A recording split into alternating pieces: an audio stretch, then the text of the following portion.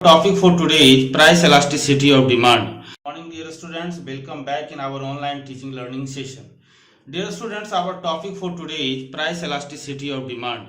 In our previous classes, we have already discussed about price elasticity. What is the meaning of elasticity and what are the measures of elasticity? In our previous video, we have already discussed.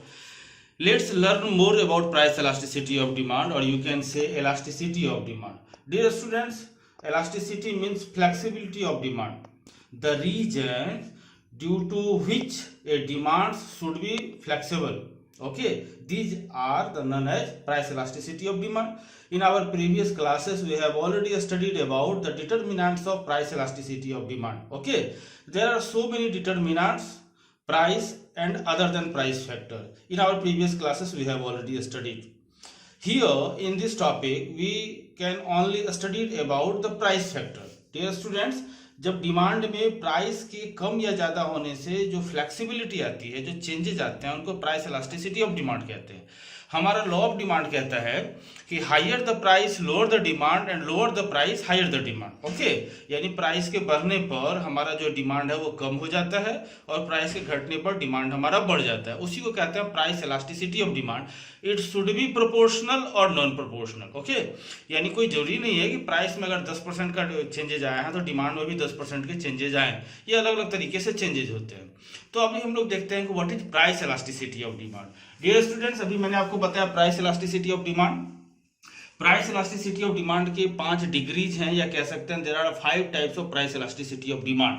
पहला है perfect elasticity of demand, दूसरा है imperfect elasticity of demand, तीसरा है unit elasticity, greater than unit elasticity and less than unit elasticity. इसको अब हम लोग वन बाय वन करके देखते हैं. ठीक है, इसको एक न्यूमेरिकल एग्जांपल के हेल्प से हम लोग समझने की कोशिश करते हैं. डियर स्टूडेंट्स, अभी मैं आपको एक कमोडिटी एक्स के प्राइस को इंडिकेट कर रहा हूं. मान लीजिए एक्स का प्राइस 100 रुपीज है.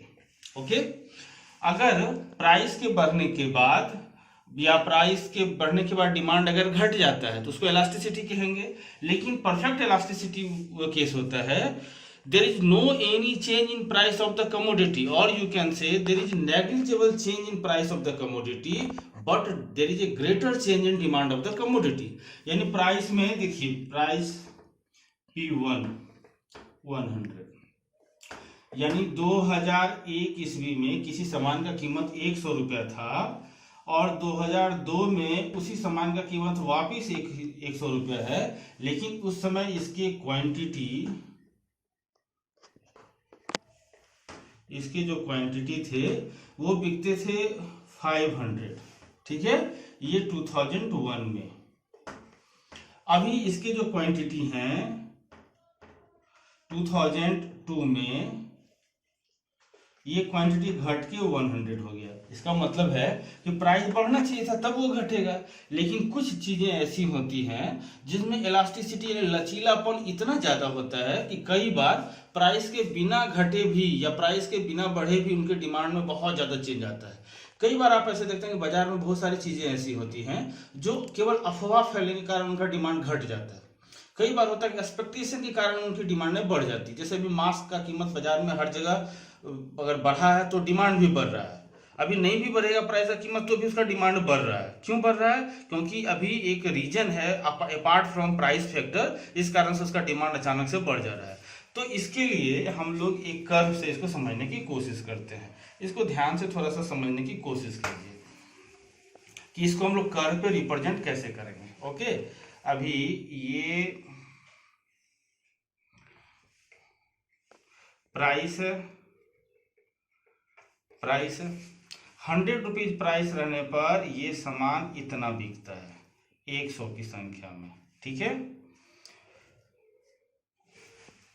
प्राइस भी 100 और सामान भी 100 बिक रहा है. या इसी को देख लीजिए आप, प्राइस 500, ये क्वांटिटी 500 है. ठीक है, क्वांटिटी 500.